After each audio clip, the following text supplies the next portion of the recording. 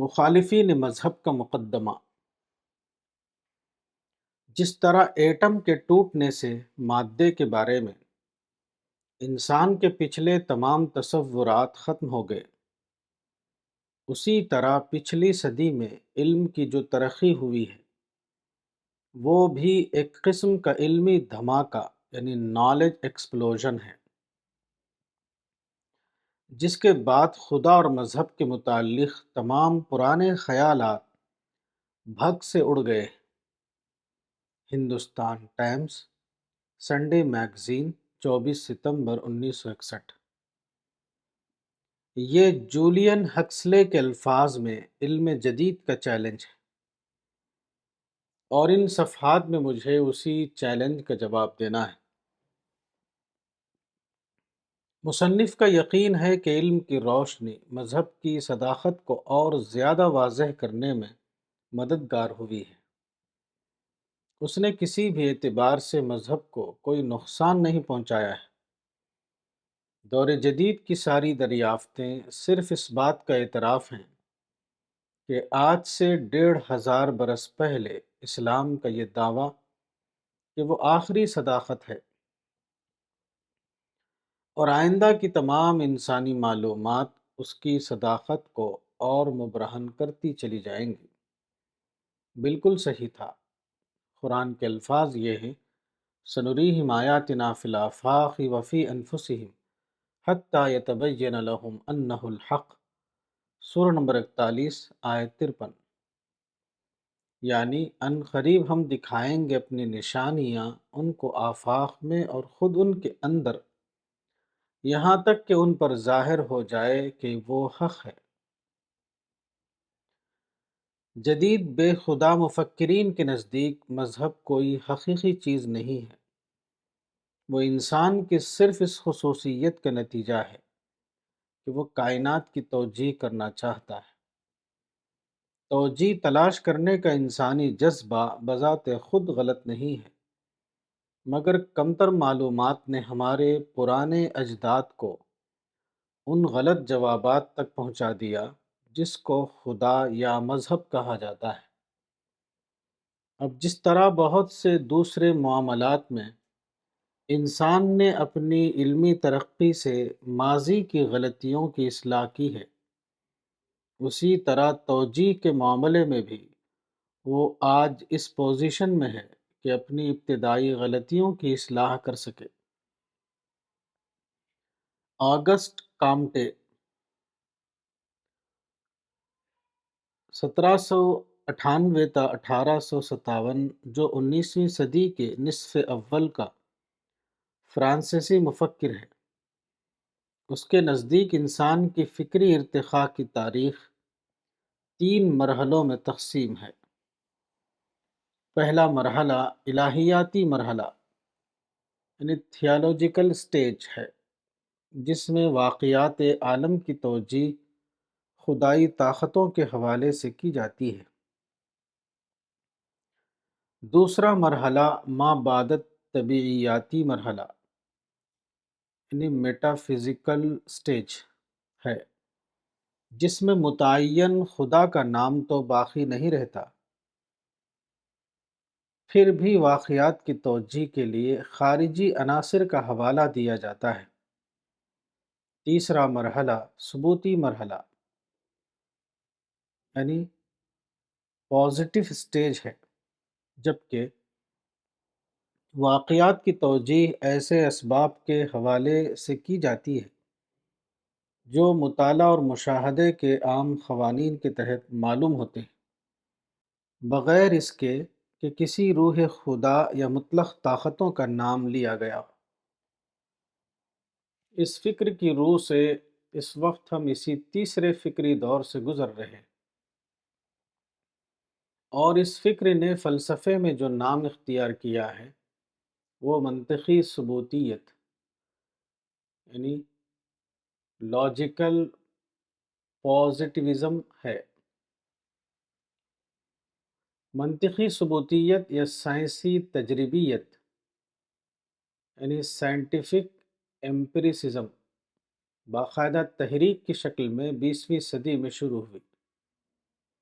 مگر ایک طرز فکر کی حیثیت سے یہ پہلے ذہنوں میں پیدا ہو چکی تھی۔ اس کی پشت پر ہیوم اور مل سے لے کر رسل تک درجنوں ممتاز مفکرین کے نام ہیں، اور اب ساری دنیا میں اپنے تبلیغی اور تحقیقی اداروں کے ساتھ وہ موجودہ زمانے کا اہم ترین طریق فکر بن چکا ہے۔ ڈکشنری آف فلاسفی مطبوعہ نیو یارک میں اس طریق فکر کی تعریف مندرجہ ذیل الفاظ میں کی گئی ہے: Every knowledge that is factual is connected with experiences in such a way that verification or direct or indirect confirmation is possible. Page 285۔ یعنی ہر وہ علم جو حقیقی ہے وہ تجربات سے اس طور پر متعلق ہوتا ہے کہ اس کی جانچ یا براہ راست یا بالواسطہ طریقے سے اس کی تصدیق حاصل کرنا ممکن ہو۔ اس طرح مخالفین مذہب کے نزدیک صورتحال یہ بنتی ہے کہ ارتقاء کے عمل نے انسان کو آج جس اعلیٰ ترین مقام تک پہنچایا ہے وہ عین اپنے طریق فکر کے اعتبار سے مذہب کی تردید ہے، کیونکہ جدید ارتقاء یافتہ علم نے ہمیں بتایا ہے کہ حقیقت صرف وہی ہو سکتی ہے جو تجربہ اور مشاہدے میں آئی ہو، جبکہ مذہب کی بنیاد حقیقت کے ایک ایسے تصور پر ہے جو سرے سے مشاہدے اور تجربے میں آ ہی نہیں سکتی۔ دوسرے لفظوں میں واقعات و حوادث کی الہیاتی توجیہ ترقی یافتہ ذرائع سے ثابت نہیں ہوتی، اس لیے وہ غیر حقیقی ہے۔ اس طریق فکر کے مطابق مذہب حقیقی واقعات کی غیر حقیقی توجیہ ہے۔ پہلے زمانے میں انسان کا علم چونکہ بہت محدود تھا، اس لیے واقعات کی صحیح توجیہ میں اسے کامیابی نہیں ہوئی، اور اس نے مذہب کے نام سے عجیب عجیب مفروضے قائم کر لیے۔ مگر ارتقاء کے عالمگیر قانون نے آدمی کو اس اندھیرے سے نکال دیا ہے، اور جدید معلومات کی روشنی میں یہ ممکن ہو گیا ہے کہ اٹکل پچو عقائد پر ایمان رکھنے کے بجائے خالص تجرباتی اور مشاہداتی ذرائع سے اشیاء کی حقیقت معلوم کی جائے۔ حاشیہ نمبر 1۔ منطقی ثبوتیت کی تنقید کو دوسری طرح یوں بیان کیا جا سکتا ہے کہ ماضی کے علماء مذاہب کی مثال ایسے شخص کی سی ہے جس نے بیکار چیک یعنی ڈڈ چیک لکھ دیا جس کے لیے بینک میں واقعی رقم موجود نہ ہو۔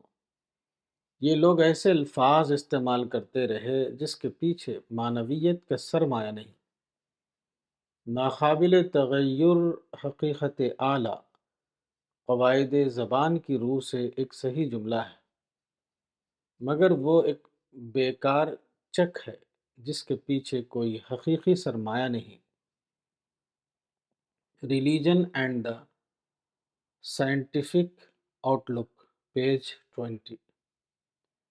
چنانچہ وہ تمام چیزیں جن کو پہلے مافوقت طبیعیاتی اسباب کا نتیجہ سمجھا جاتا تھا، اب بالکل فطری اسباب کے تحت ان کی تشریح معلوم کر لی گئی ہے۔ جدید طریق مطالعے نے ہمیں بتا دیا ہے کہ خدا کا وجود فرض کرنا انسان کی کوئی واقعی دریافت نہیں تھی، بلکہ یہ محض دور لا علمی کے قیاسات تھے جو علم کی روشنی پھیلنے کے بعد خود بخود ختم ہو گئے ہیں۔ جولین ہکسلے لکھتا ہے، نیوٹن نے دکھا دیا ہے کہ کوئی خدا نہیں ہے جو سیاروں کی گردش پر حکومت کرتا ہو۔ لاپلاس نے اپنے مشہور نظریے سے اس بات کی تصدیق کر دی ہے کہ فلکی نظام کو خدائی مفروضے کی کوئی ضرورت نہیں۔ ڈارون اور پاسچر نے یہی کام حیاتیات کے میدان میں کیا ہے، اور موجودہ صدی میں علم النفس کی ترقی اور تاریخی معلومات کے اضافے نے خدا کو اس مفروضے مقام سے ہٹا دیا ہے کہ وہ انسانی زندگی اور تاریخ کو کنٹرول کرنے والا ہے۔ Religion without revelation, new York, 1958، page 58۔ یعنی طبیعیات، نفسیات اور تاریخ، تینوں علوم نے یہ ثابت کر دیا ہے کہ جن واقعات کی توجیہ کے لیے پچھلے انسان نے خدا اور دیوتا کا وجود فرض کر لیا تھا یا مجرد طاقتوں کو ماننے لگا تھا، اس کے اسباب دوسرے تھے، مگر ناواقفیت کی وجہ سے وہ مذہب کی پراسرار اصطلاحوں میں بات کرتا رہا۔ نمبر 1، طبیعیاتی دنیا میں اس انقلاب کا ہیرو نیوٹن ہے، جس نے یہ نظریہ پیش کیا کہ کائنات کچھ ناقابل تغیر اصولوں میں بندھی ہوئی ہے۔ کچھ قوانین ہیں جن کے تحت تمام اجرام سماوی حرکت کر رہے ہیں۔ بات کو دوسرے بے شمار لوگوں نے اس تحقیق کو آگے بڑھایا، یہاں تک کہ زمین سے لے کر آسمان تک سارے واقعات ایک اٹل نظام کے تحت ظاہر ہوتے ہوئے نظر آئے، جن کو قانون فطرت یعنی لا آف نیچر کا نام دیا گیا۔ اس دریافت کے بعد قدرتی طور پر یہ تصور ختم ہو جاتا ہے کہ کائنات کے پیچھے کوئی فعال اور قادر خدا ہے جو اس کو چلا رہا ہے۔ زیادہ سے زیادہ گنجائش اگر ہو سکتی ہے تو ایسے خدا کی جس نے ابتدا میں کائنات کو حرکت دی ہو۔ چنانچہ شروع میں لوگ محرک اول کے طور پر خدا کو مانتے رہے۔ والٹیر نے کہا کہ خدا نے اس کائنات کو بالکل اسی طرح بنایا ہے جس طرح ایک گھڑی ساز گھڑی کے پرزے جمع کر کے انہیں ایک خاص شکل میں ترتیب دے دیتا ہے، اور اس کے بعد گھڑی کے ساتھ اس کا کوئی تعلق باقی نہیں رہتا۔ اس کے بعد ہیوم نے اس بے جان اور بیکار خدا کو بھی یہ کہہ کر ختم کر دیا کہ ہم نے گھڑیاں بنتے ہوئے تو دیکھی ہیں، لیکن دنیائیں بنتی ہوئی نہیں دیکھی۔ اس لیے کیوں کر ایسا ہو سکتا ہے کہ ہم خدا کو مانیں؟ سائنس کی ترقی اور علم کے پھیلاؤ نے اب انسان کو وہ کچھ دکھا دیا ہے جس کو پہلے اس نے دیکھا نہیں تھا۔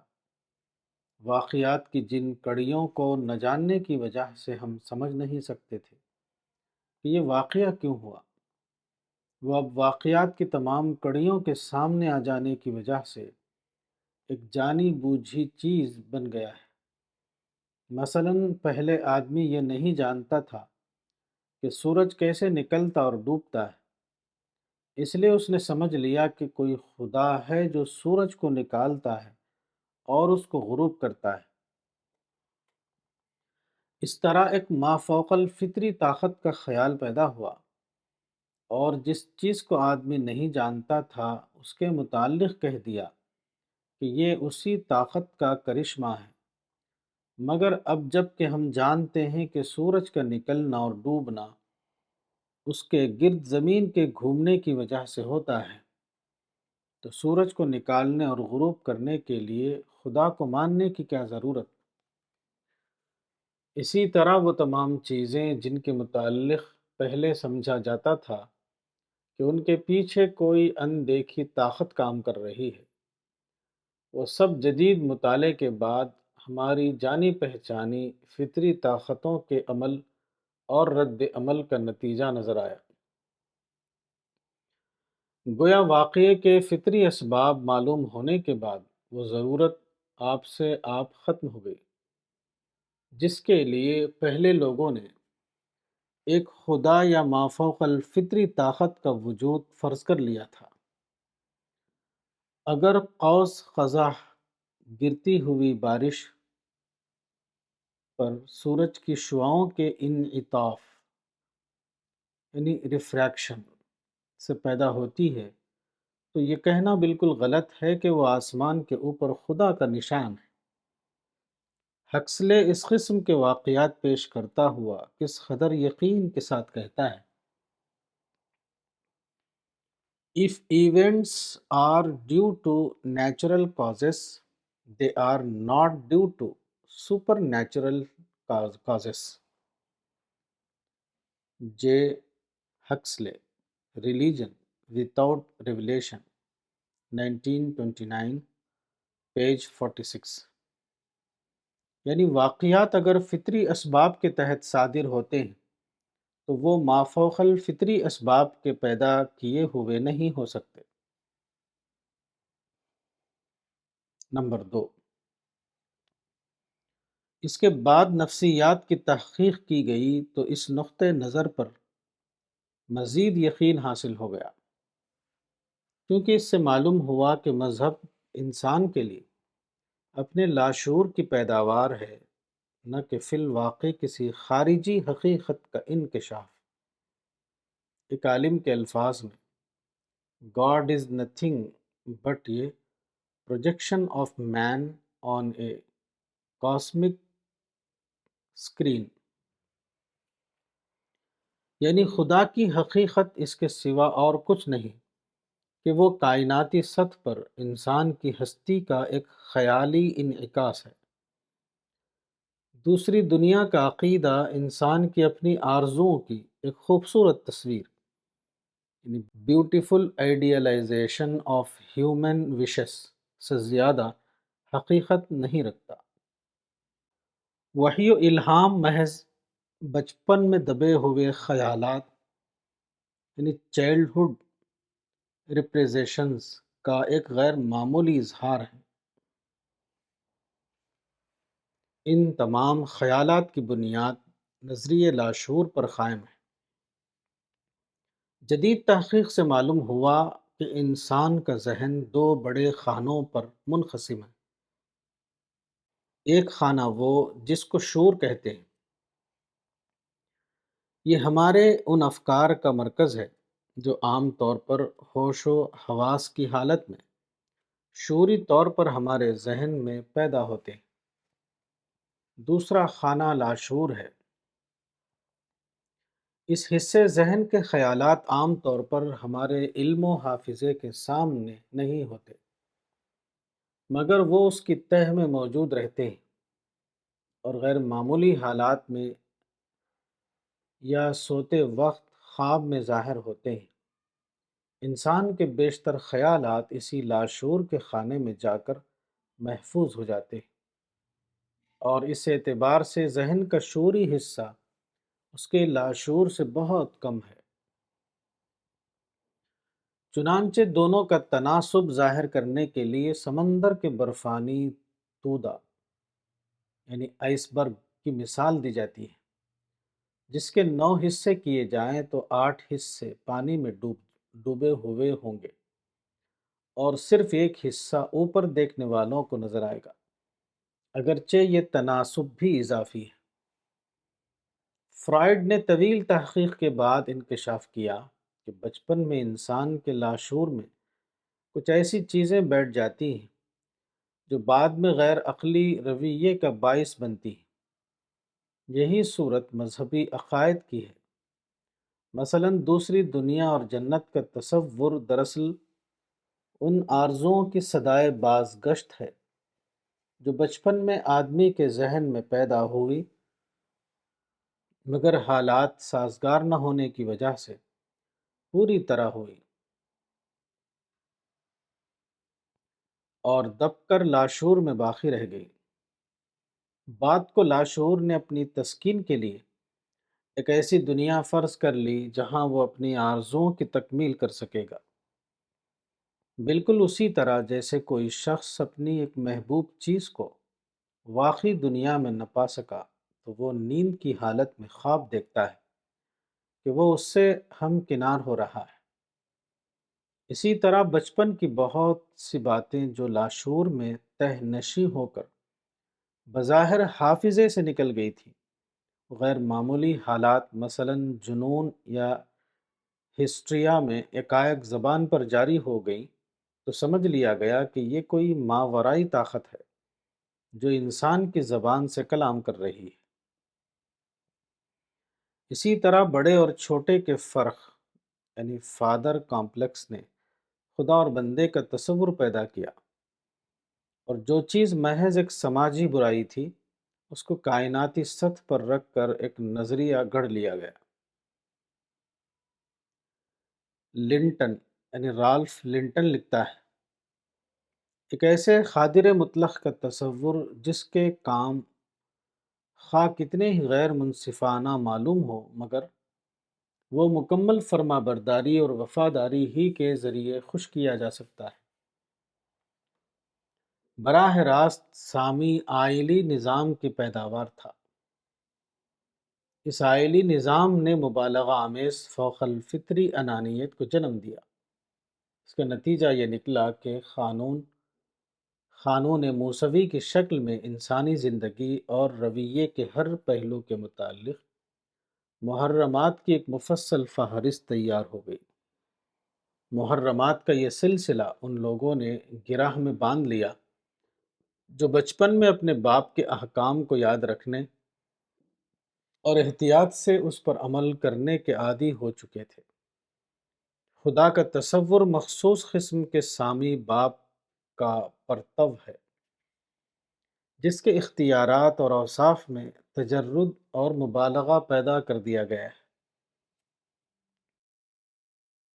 The Hebrew picture of an all-powerful deity who could only be placated by complete submission and protestations of devotion, no matter how unjust his acts might appear, was a direct outgrowth of this general Semitic family situation. Another product of the exaggerated superego to which it gave rise was the elaborate system of taboos relating to every aspect of behavior. One system of this sort has been recorded and confided in the laws of Moses. All Semitic tribes had similar series of regulation, differing only in content.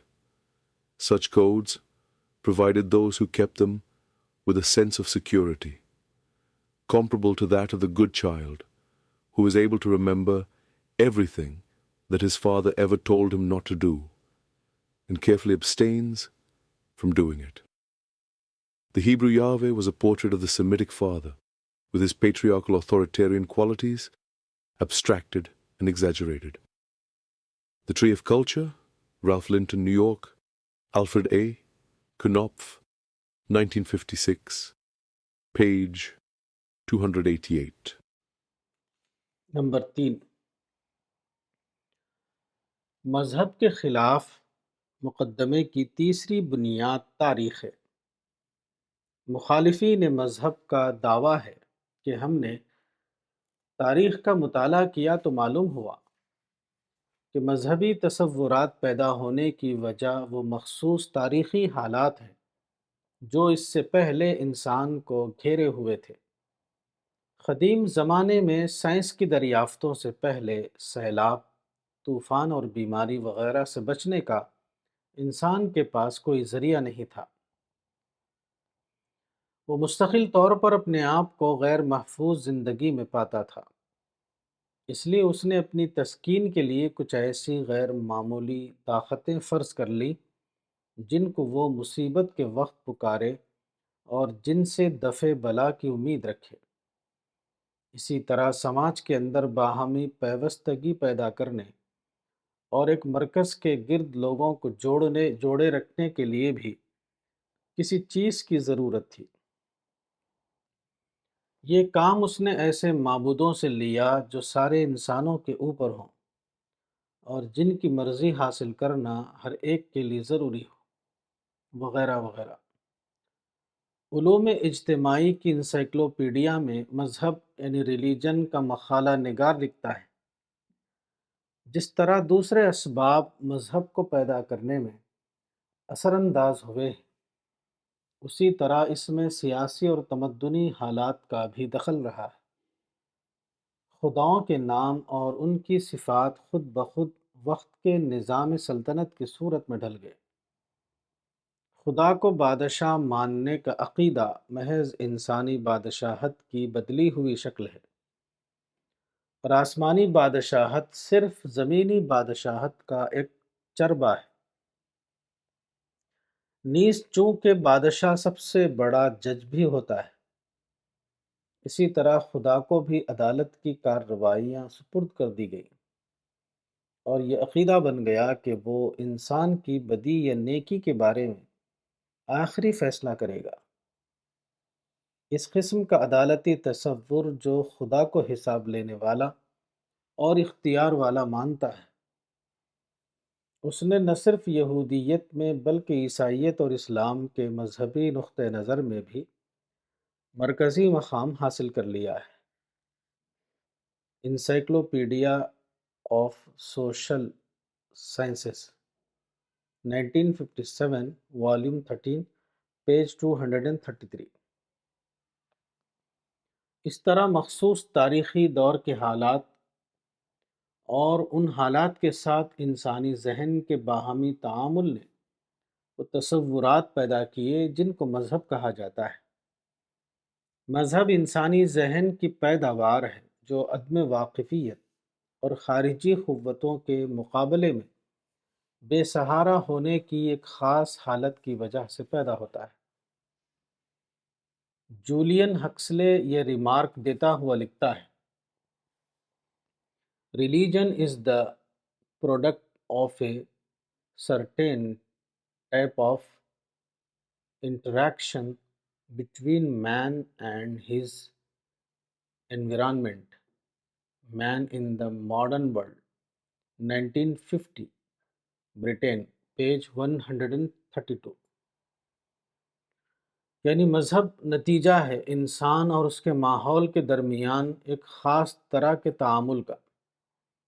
اب چونکہ وہ مخصوص ماحول ختم ہو گیا ہے، یا کم از کم ختم ہو رہا ہے، جو اس طرح کے تعامل کو وجود میں لانے کا ذمہ دار تھا، اس لیے اب مذہب کو زندہ رکھنے کی بھی کوئی وجہ باقی نہیں رہتی۔ ہکسلے مزید لکھتا ہے، خدا کا تصور اپنی افادیت کے آخری مقام پر پہنچ چکا ہے، اب وہ مزید ترقی نہیں کر سکتا۔ مافوق الفطری طاقتیں دراصل مذہب کا بوجھ اٹھانے کے لیے انسانی ذہن نے اختراع کی تھیں۔ پہلے جادو پیدا ہوا، پھر روحانی تصرفات نے اس کی جگہ لی، پھر دیوتاؤں کا عقیدہ ابھرا، اور اس کے بعد ایک خدا کا تصور آیا۔ اس طرح ارتقائی مراحل سے گزر کر مذہب اپنی آخری حد کو پہنچ کر ختم ہو چکا ہے۔ کسی وقت یہ خدا ہماری تہذیب کے لیے ضروری مفروضے اور مفید تخیلات تھے، مگر اب جدید ترقی یافتہ سماج میں وہ اپنی ضرورت اور افادیت کھو چکے ہیں۔ The concept of God has reached the limits of its usefulness. It cannot evolve further. Supernatural powers were created by man to carry the burden of religion, from diffuse magic manna to personal spirits, from spirits to gods, from gods to God. So crudely speaking, the evolution is gone. The particular phase of that evolution which concerns us is that of gods. In one period of our Western civilization, the gods were necessary fictions, useful hypotheses by which to live. Man in the Modern World, 1950, Britain, page 134۔ اشتراکی فلسفے کے نزدیک بھی مذہب ایک تاریخی فریب ہے۔ البتہ اشتراکیت چونکہ تاریخ کا مطالعہ تمام تر اقتصادیات کی روشنی میں کرتی ہے، اس لیے اس نے تمام تاریخی اسباب کو سمیٹ کر صرف اقتصادی اسباب میں مرکوز کر دیا۔ اس کے نزدیک مذہب کو جن تاریخی حالات نے پیدا کیا، وہ دور قدیم کا جاگیردارانہ اور سرمایہ دارانہ نظام تھا۔ اب چونکہ یہ فرسودہ نظام اپنی موت مر رہا ہے، اس لیے مذہب کو بھی اسی کے ساتھ ختم سمجھنا چاہیے۔ انگلش کے الفاظ میں تمام اخلاقی نظریے اپنے آخری تجزیے میں وقت کے اقتصادی حالات کی پیداوار ہے۔ Ends during Moscow 1954 page 131۔ انسانی تاریخ طبقاتی لڑائیوں کی تاریخ ہے جس میں سربرآوردہ طبقہ پسماندہ طبقے کا استحصال کرتا رہا ہے، اور مذہب و اخلاق صرف وضع کیے گئے تاکہ سربرآوردہ طبقے کے مفادات کو محفوظ کرنے کے لیے نظریاتی بنیاد حاصل ہو سکے۔ قانون، اخلاق، مذہب سب بورژوا کی فریب کاری ہے جس کی آڑ میں اس کے بہت سے مفادات چھپے ہوئے ہیں۔ Communist manifesto. نوجوان کمیونسٹ لیگ کی تیسری کل روس کانگریس اکتوبر 1920 میں لینن نے کہا تھا، یقیناً ہم خدا کو نہیں مانتے، ہم خوب جانتے ہیں کہ ارباب کلیسا، زمیندار اور بورژوا طبقہ جو خدا کے حوالے سے کام کرتے ہیں، وہ محض استحصال کرنے والے کی حیثیت سے اپنے مفادات کا تحفظ کرنا چاہتے ہیں۔ ہم ایسے تمام اخلاقی ضابطوں کا انکار کرتے ہیں جو انسانوں سے ماوراء کسی مافوق طاقت سے اخذ کیے گئے ہوں یا طبقاتی تصور پر مبنی نہ ہوں۔ ہم کہتے ہیں کہ یہ ایک دھوکہ ہے، ایک فریب ہے، زمینداروں اور سرمایہ داروں کے مفاد کے لیے مزدوروں اور کسانوں کی فکر پر پردہ ڈالنا، بیفوگنگ آف دا مائنڈس ہے۔ ہم کہتے ہیں کہ ہمارا ضابطۂ اخلاق تمام تر صرف پرولتاریہ کی طبقاتی جدوجہد کے تابع ہے۔ ہمارے اخلاقی اصول کا ماخذ پرولتاریہ کی طبقاتی جدوجہد کا مفاد ہے۔ لینن سلیکٹڈ ورکس، ماسکو، 1947، جلد 2، صفحہ 667۔ یہ ہے مخالفین مذہب کا وہ مقدمہ جس کی بنیاد پر دور جدید کے بہت سے لوگ فزیالوجی کے ایک امریکی پروفیسر کے الفاظ میں کہتے ہیں، سائنس نے ثابت کر دیا ہے کہ مذہب تاریخ کا سب سے زیادہ دردناک اور سب سے بدترین ڈھونگ تھا۔ Science has shown religion to be history's cruelest and wickedest hoax, quoted by C. A. Coulson, Science and Christian Belief، page 4۔ کتاب مذہب اور جدید چیلنج، مولانا وحید الدین خان، صفحہ نمبر 14۔